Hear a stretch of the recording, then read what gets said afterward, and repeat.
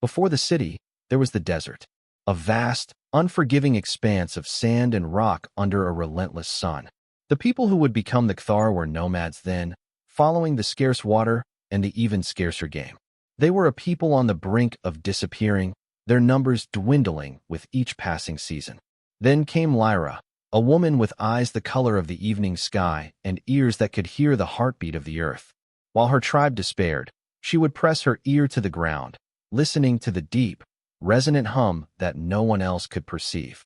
She spoke of a power in the earth, a song that, if they learned to sing it back, would give them a home. The elders called her mad, but the young and the desperate listened. She led them to a place where the hum was strongest, a wide basin surrounded by towering mesas. There, she taught them to quiet their minds and listen, to feel the vibrations in the soles of their feet. She showed them how to shape mud and clay, not with their hands alone, but with the resonance of their own voices, a chorus of humming that caused the very earth to rise and take form. The first walls of Altera were not built, but sung into existence. They were soft and curved, echoing the shape of the sound waves that created them. The city was not a place of stone and mortar, but of hardened earth and resonant harmony, a testament to a people who had learned to speak the language of the world itself. Altera grew, not in the chaotic sprawl of other cities, but in concentric circles of harmonious design. Each new home, each temple, each granary was sung into place, its walls imbued with a specific resonant frequency. The Cthar discovered that by altering the pitch and timbre of their choral construction, they could change the properties of the earthen walls. Low, guttural chants created thick, insulating walls that kept the desert heat at bay. High, lilting melodies resulted in thin, almost translucent walls that allowed the cool evening light to filter through. The city itself became a musical instrument. The wind, as it passed through the carefully designed gaps between buildings, created a constant, low-pitched melody that was both calming and invigorating. The Cthar learned to live in a world of perpetual sound, their moods and emotions subtly influenced by the ever-present music of their home. They became a people of deep empathy and intuition, for they could literally feel the emotional state of their neighbors in the vibrations that traveled through the city's interconnected structures. A cry of pain in one home would send a discordant tremor through the walls of another. A shout of joy would create a wave of euphoric resonance that would wash over an entire district. Altera was more than a city. It was a living, breathing entity, its inhabitants the individual cells of a single, harmonious being. At the heart of Altera, in the center of the great plaza, stood the Sunstone. It was a massive, perfectly circular disk of obsidian, polished to a mirror finish. It was not mined from the earth, but formed from a single, massive volcanic eruption, a gift from the planet's fiery heart. The Sunstone was the city's focal point, its primary resonator. During the day, it would absorb the sun's heat and the city's ambient sounds, and at night, it would release them in a slow, deep hum that could be felt for miles around. Suspended above the Sunstone, from a towering arch of sung earth, was the sky chime. It was a complex mobile of hundreds of thin, crystalline shards, each one carefully chipped and tuned to a specific note. The sky chime was the city's voice. It would respond to the slightest breeze, the faintest tremor, the most subtle shift in the city's emotional state, and translate it into a complex, ever-changing symphony. The Cthar would gather in the plaza at dawn and dusk to listen to the sky chime, its music a daily report on the health and well-being of their community. It was their newspaper, their town crier, their collective soul made audible. The Sunstone and the sky chime were the twin hearts of Altera, the source of its power and the reflection of its spirit. Not all sound was welcome in Altera. The Cthar understood that just as harmony could create, discord could destroy. The harsh, chaotic noises of the outside world, the shriek of a hunting hawk, the crack of a lightning strike, the guttural roar of a predator, were a threat to the city's delicate resonance. To protect themselves, they created the Weavers of Silence. They were a select group of men and women, chosen at birth for their exceptional auditory sensitivity and their innate ability to manipulate sound. They lived on the city's outermost edge, in a series of specially constructed chambers that acted as baffles and dampeners. Their task was to listen for discordant sounds approaching the city and to unsing them, to create a counter-frequency that would cancel out the unwanted noise before it could reach the city walls. They were masters of acoustic camouflage, able to create zones of absolute silence that could swallow a sound whole. They were the city's silent guardians, its invisible shield. To the other Cthar, they were figures of mystery and awe, their work a sacred duty that ensured the city's continued peace and harmony. They were rarely seen, and even more rarely heard, their lives a testament to the power of silence in a city of sound. The Cthar's mastery of sound extended beyond the walls of their city. They were not farmers, for the desert offered little in the way of arable land. They were hunters, but not in the traditional sense. They did not use spears or arrows, for the act of killing was considered a discordant one, a disruption of the natural harmony. Instead, they were echo hunters. They would travel in small groups into the surrounding mesas, their only tools a set of tuned gourds and a deep understanding of the desert's acoustics. They would find a narrow canyon or a boxy ravine and begin to hum, their voices a low, resonant drone that would travel for miles. They would listen for the echoes, for the subtle shifts in the returning sound waves that would betray the presence of a herd of desert antelope or a flock of sand grouse.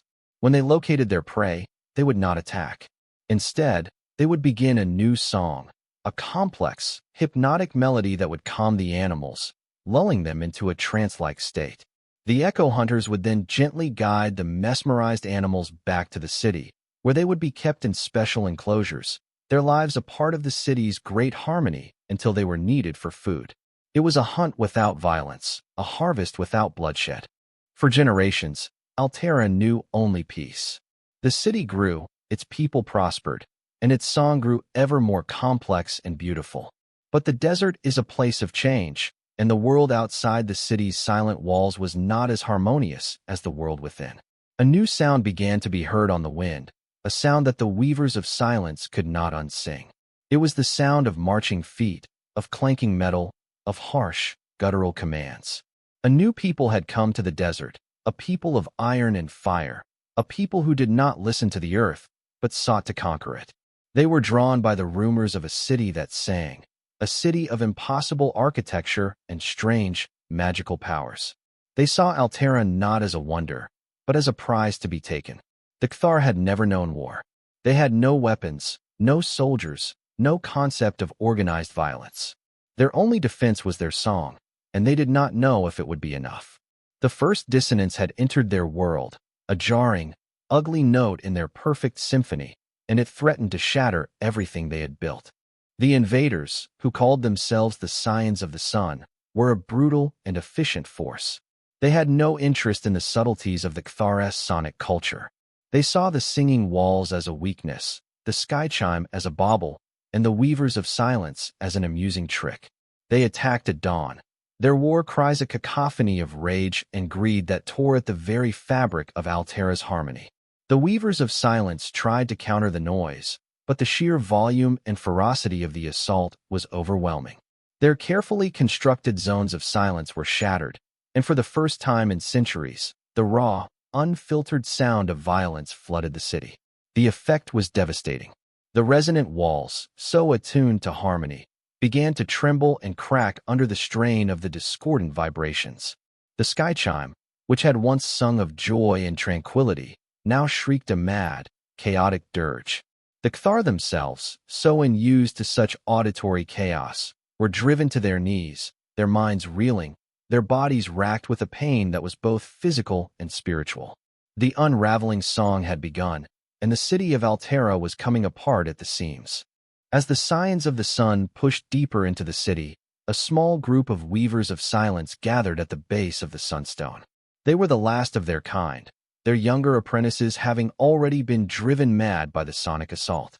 They knew that the city was lost, that their way of life was at an end, but they would not let their culture, their history, their very essence, be erased without a fight. They began to sing. It was not a song of harmony or of healing, but a song of pure, focused power. They poured all of their remaining energy, all of their centuries of knowledge, into a single, devastating chord.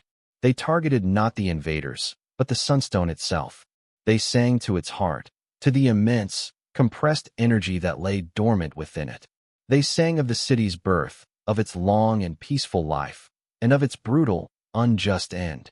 They sang of their love for their home, and of their rage at its destruction. They sang a song of creation and of uncreation, a song that would tear the world apart to save its memory. The sunstone, which had for so long been a source of life and harmony, became an instrument of unimaginable destruction. Overloaded with the weaver's final, desperate song, it began to vibrate at an impossible frequency.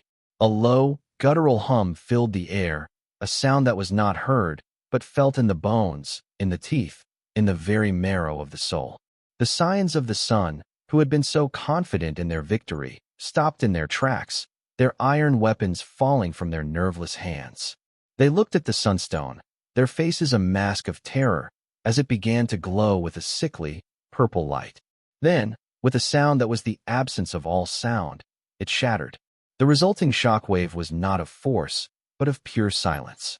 It was a wave of absolute nullification, a sonic void that erased everything it touched. The Scions of the Sun were not killed, but unmade, their bodies and their voices simply ceasing to exist. The singing walls of Altera, their resonant frequencies canceled out, crumbled into dust. The sky chime, its delicate crystals turned to powder, fell from its arch, and was no more. The great silence descended upon the valley, and the city of Altera was gone. The desert has a long memory. The winds that now blow through the empty basin where Altera once stood carry with them a strange, faint echo. Those with a keen enough ear, those who know how to listen, can sometimes hear it. It is a whisper of a song, a fragment of a melody, a ghost of a harmony that refuses to fade completely. It is the last remnant of the Cathar, the final, fading echo of their forgotten history. The story of Altera is not written in any book, nor is it carved on any stone. It is a story that is told in the silence between the grains of sand, in the hum of the wind as it passes over the sun-baked earth. It is a story of a people who learned to sing the song of the world, and who, in the end, were consumed by their own music. It is a reminder that even the most beautiful of songs must eventually come to an end, and that all that remains is the echo in the dust.